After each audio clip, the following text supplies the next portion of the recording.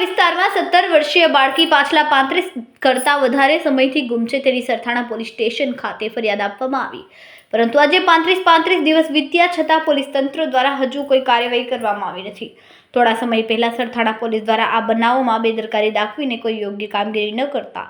તે અંગેની જાણ માનનીય કમિશનર શ્રી સુરતને પણ કરવામાં આવી। તેમ છતાં સરથાણા પોલીસ દ્વારા આ ઘટનાની ગંભીરતા લીધા વગર માત્ર ટાઈમપાસ કરવામાં આવી રહ્યો છે અને કાગળ પર જ દીકરીના અપહરણ અંગેની ફરિયાદ દાખલ કરવામાં આવી। દીકરી જ્યારે સુરતથી ગુમ થાય છે અને કોઈ અજાણ્યો વ્યક્તિ તેને લઈ ગયો હોવાનું સામે આવે છે, ત્યારે દીકરીના ઘર પરિવારવાળા પણ આ બાબતની શોધખોળ કરતા તેમને માલુમ પડે છે કે જે વ્યક્તિ આ દીકરીનું અપહરણ કરી ગયો તે વ્યક્તિ આ જગ્યા પર છે અને તેની તપાસ કરતા અધિકારીને જાણ કરવામાં અને પરિવાર દ્વારા સ્પષ્ટ કહેવામાં આવે છે કે સાહેબ, આપની પાસે વ્યવસ્થા ન હોય તો અમે પ્રાઇવેટ ગાડીની વ્યવસ્થા કરી આપીએ, અમે સાથે પણ આવીએ,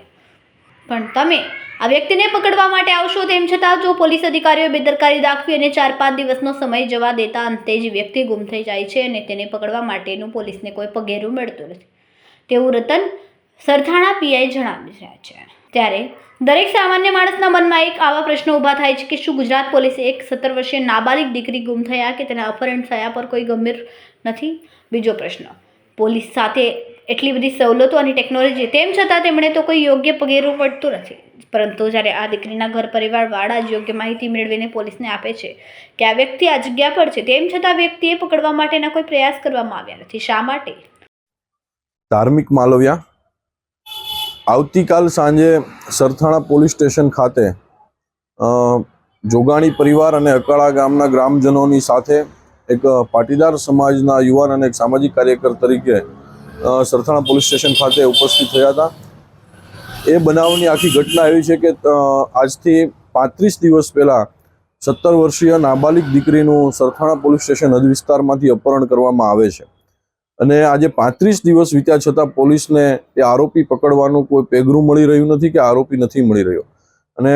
એક નાબાલિગ દીકરીના અપહરણને આટલી બધી પોલીસ તંત્રની ગંભીરતા કંઈક ને કંઈક ગુજરાત પોલીસને છાંટા ઉડાડે છે કે એની સામે પ્રશ્ન ઊભા કરે છે। ત્યારે આ ગ્રામજનો અને પરિવારજનોની ઉપસ્થિતિમાં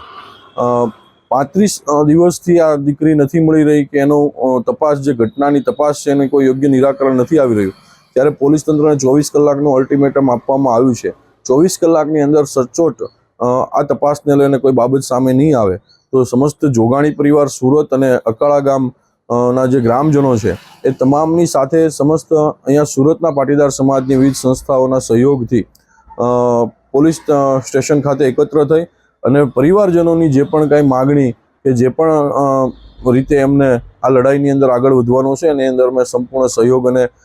ટેકો આપશું। આખી ઘટનાની અંદર પોલીસ તંત્રની પણ કંઈક ને કંઈક ભૂંડી ભૂમિકા હોય એવું પણ સ્પષ્ટપણે લાગી રહ્યું છે, કારણ કે અપહરણની ઘટના બાદ 5 દિવસ સુધી સતત એ યુવાનનો કોન્ટેક્ટ નંબર શરૂ હતો, ફોન શરૂ હતો, પોલીસ તંત્ર દ્વારા એને ફોન કરી અને પોલીસ સ્ટેશન હાજર થવાની પણ વાત કરી હતી। આવી ગંભીર બેદરકારી આવી નાબાલિગ દીકરીની અપહરણની ઘટનામાં પોલીસ તંત્ર દાખવી રહ્યું છે। 5 દિવસ સુધી એમના લોકેશન મળવા છતાં અને પરિવારજનોએ સ્પષ્ટ વાત કરી તેમની કોઈ એવી પરિસ્થિતિ નથી, તેમ છતાં કે અમે પ્રાઇવેટ વાહન આપને કરી આપીએ અને આપ જ્યાં પણ આરોપી છે ત્યાં આપણે જઈ અને એને પકડી આવીએ, તેમ છતાં આજકાલ કરીને 5 દિવસનો સમય પસાર થઈ ગયો અને પોલીસ તંત્ર દ્વારા આરોપીને હાજર થવાનો ફોન કરવામાં આવતા આરોપી સતર્ક થઈ અને 35 દિવસથી હવે ગુમ થઈ ગયો છે અને હવે એના સુધી પહોંચવાનું કોઈ પેગરું પોલીસને મળી નથી રહ્યું। ત્યારે આ પ્રકારની ગંભીર બેદરકારીની અંદર પણ જે પણ અધિકારીઓની સંડોવણી હોય એની સામે પણ સખત કાર્યવાહી થાય એ પ્રકારની અમારી માગણી છે।